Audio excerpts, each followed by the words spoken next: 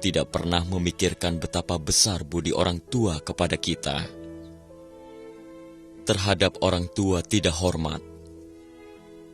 Tidak berbakti sungguh membuat orang tua sedih. Kalian semua tahu, selama 10 bulan masa kehamilan ibu, perutnya seperti terbebani barang berat. Duduk berdiri pun tidak bisa tenang, tidak enak makan, tidur pun tidak nyenyak, seperti lama kena sakit, uring-uringan. Saat kehamilan memasuki masa melahirkan, masih harus merasakan kesakitan yang luar biasa. Darah mengalir kemana-mana antara hidup dan mati. Setelah melewati berbagai penderitaan, baru melahirkan anak. Ibu masih mengkhawatirkan apakah anaknya selamat. Setelah tahu anaknya lahir dengan selamat, baru merasa tenang hatinya. Setelah anak lahir, tidak pernah meninggalkan gendongan ibu. Menyusui anak, meski tangan dan kaki linu tetap merasa senang. Masih harus membersihkan pakaian kotor anak. Bila anak pipis di ranjang, ibulah yang tidur di tempat anaknya. Merelakan tempat yang kering dan bersih untuk anaknya. Tidak ada kata keluhan. 3 tahun dalam pelukan. Yang diminum oleh anak adalah air susu ibu. Darah ibu membuat ibu menjadi lelah dan kurus. Dari bayi yang hanya bisa menangis, menjadi anak-anak, remaja, dan dewasa. Orang tua entah menghabiskan berapa banyak upaya mengajari anak sopan santun dan budi pekerti.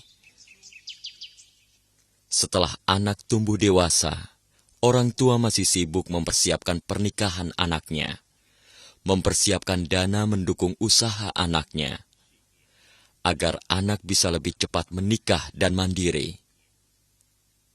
Kasih sayang orang tua terhadap anaknya sungguh dilakukan dengan segala daya upaya, tapi tidak pernah di depan anaknya membahas kata balas budi, juga tidak mengharapkan balas jasa anaknya.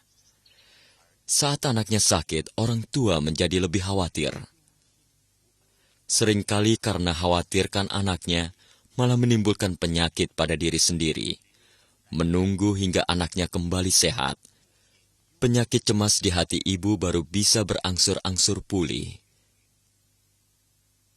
Melewati berbagai rintangan dalam mendidik, berharap anak segera tumbuh dewasa. Tetapi ada anak yang begitu dewasa, tidak tahu membalas budi dan merawat orang tuanya.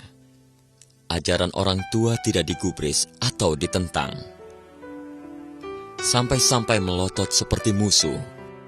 Di pergaulan, keluarga memusuhi saudara yang lebih tua, memukul saudara kandung sendiri, tidak mempedulikan nasihat orang, sungguh membuat orang merasa sakit hati dan kecewa.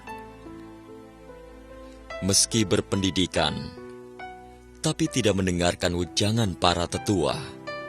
Nasihat orang tua dan saudara, selain tidak mendengarkan malah melawannya. Keluar masuk rumah tanpa menyapa orang tua. Tutur bahasa dan gerak-geriknya tidak sopan. Segala tindakannya diputuskan sendiri. Sama sekali tidak menghargai orang. Biarpun orang tua dan paman kadang menasehatinya, tetapi karena merasa sayang pada yang muda juga masih tidak tahu apa-apa, hingga dibiarkan. Tetapi pada akhirnya, kelakuannya semakin beringas dan kejam. Selain tidak mendengarkan nasihat, bahkan timbul dendam di hati. Akhirnya meninggalkan sanak saudara dan teman baik, malah bergaul dengan orang yang jahat dan merugikan. Lama-kelamaan bersifat suka membalikan fakta, merusak diri sendiri, bodoh sekali. Begitu dibujuk oleh orang jahat, lalu meninggalkan orang tua dan keluarga, meninggalkan kampung halaman, berkelana, atau berkelana berdagang mencari nafkah, melakukan berbagai hal, seiring waktu umur pun bertambah. Ada juga yang menikah dan berkeluarga di luar. Ada juga yang sampai meninggal tidak kembali ke rumah. Sama sekali tidak memikirkan dari mana asal badan fisik ini.